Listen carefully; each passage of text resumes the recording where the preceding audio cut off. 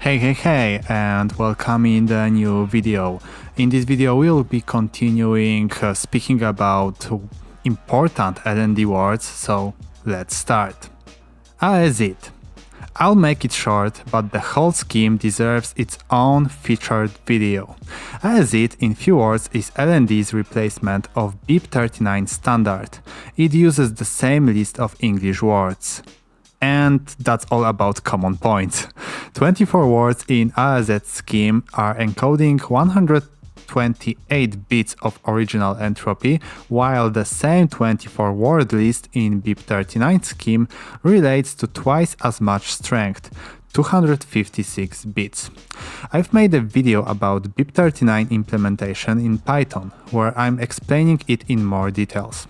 But now for 24 words we have a loss of half of the entropy when it comes to AEZeed scheme.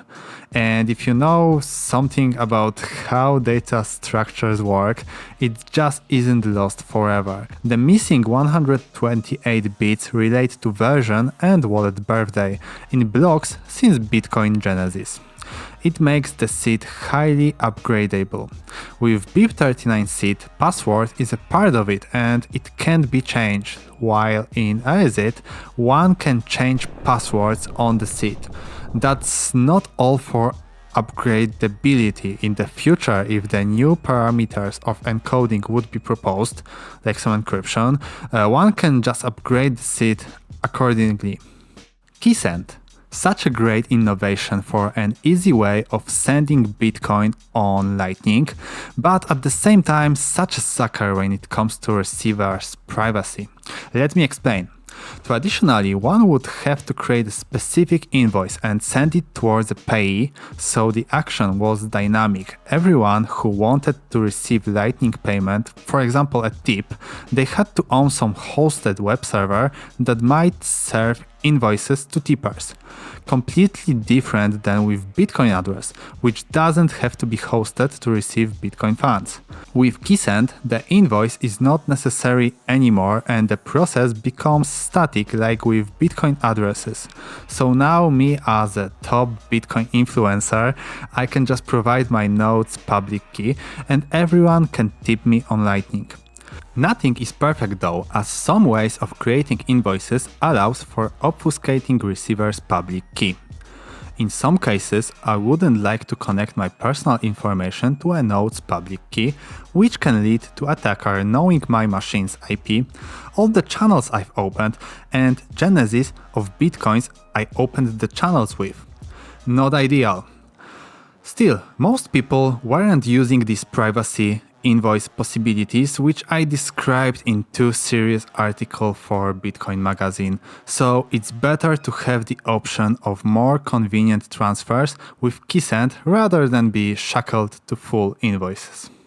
LSAT is another framework built by the Lightning Labs team behind the L&D, and it stands for Lightning Service Authentication Tokens. Lightning folks love these acronyms, right? Ever seen the 404 status code returned upon searching for a HTTP content that doesn't exist?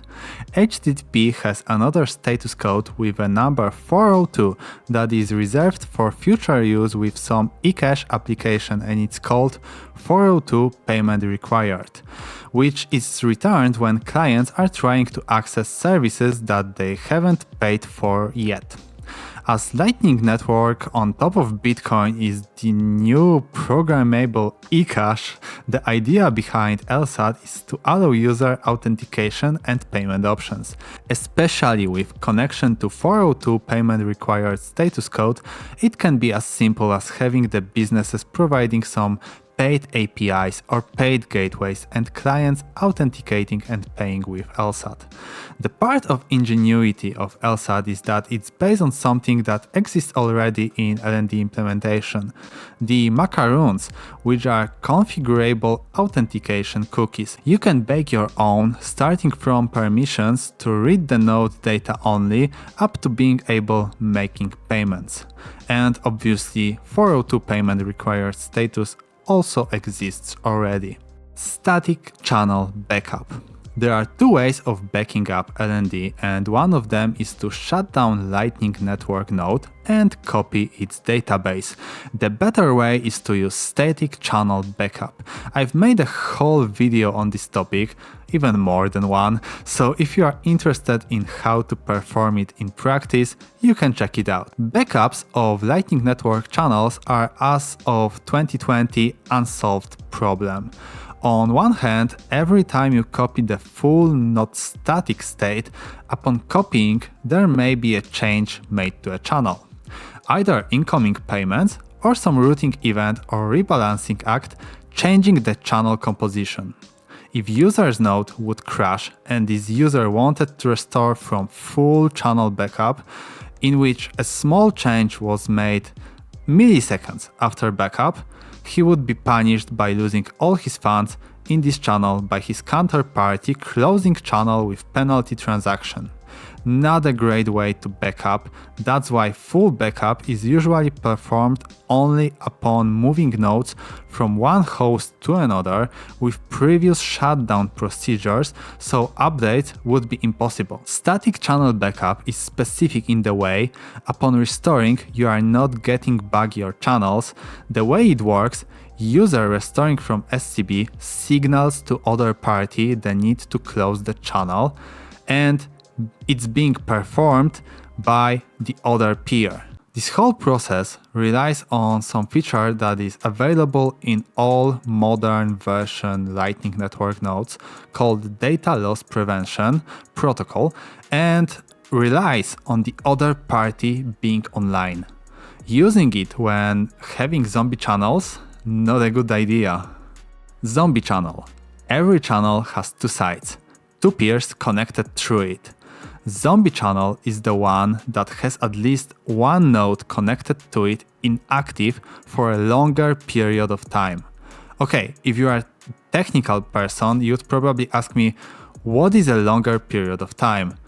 And there is no uniform answer to it. Sometimes longer period of inactivity may suggest the node hardware failure, sometimes migration to a different hardware, but sometimes it might be the mobile node. And as mobile users may have longer period of being disconnected from internet, their channels may be perceived as zombie channels. If a routing node is active participant in a zombie channel, it may have funds locked in a non-active way, so it's a loss. Every time routing node is not earning income on the funds that they are locked in some channels, they are basically losing. But more concerning fact is that counterparty in a zombie channel may not be able to recover funds upon some hardware crash.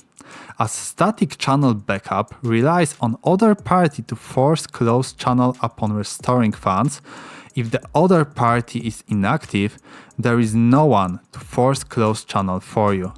That's why there is so high importance on closing zombie channels, but acknowledging if the counterparty node is just temporarily inactive or inactive forever may be never solved, and no watchtower can help you in this case.